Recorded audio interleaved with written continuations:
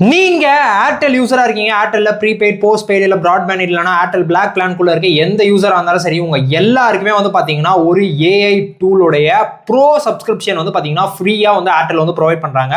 அது என்ன AI tool அப்படின்னு சொல்லி கேட்டீங்கன்னா பர்ப்ளெக்சிட்டி ப்ரோ அப்படின்ற சப்ஸ்கிரிப்ஷன் தான். அந்த ஏஐ வந்து பாத்தீங்கன்னா நம்ம சாட் ஜிபிடி, ஜெமினி இதெல்லாம் இருக்கு பாத்தீங்களா, அதோடைய பெய்டு வெர்ஷன்லாம் எப்படி இருக்குமோ அதே மாதிரி இந்த பர்ப்ளெக்சிட்டிக்கும் வந்து பாத்தீங்கன்னா ஒரு பெய்டு வெர்ஷன் இருக்கு.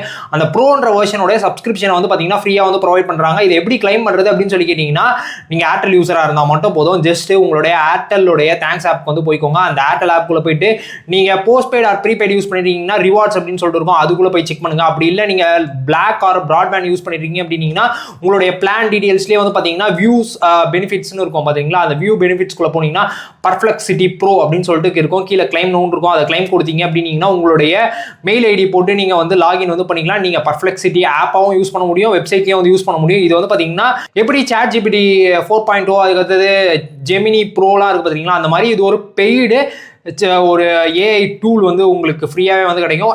நீங்க ஏர்டெல் யூசரா இருந்தீங்க அப்படின்னீங்கன்னா இந்த பர்ப்ளெக்சிட்டி ப்ரோ இந்த சப்ஸ்கிரிப்ஷன் பத்தி நீங்க என்ன நினைக்கிறீங்க அப்படின்றத கீழே கமெண்ட்ஸ்ல சொல்லுங்க. நீங்க கிளைம் பண்ணி யூஸ் பண்ண ஆரம்பிச்சிட்டீங்களா இல்லையா அப்படின்றது மறக்காம கீழே கமெண்ட்ஸ்ல சொல்லுங்க.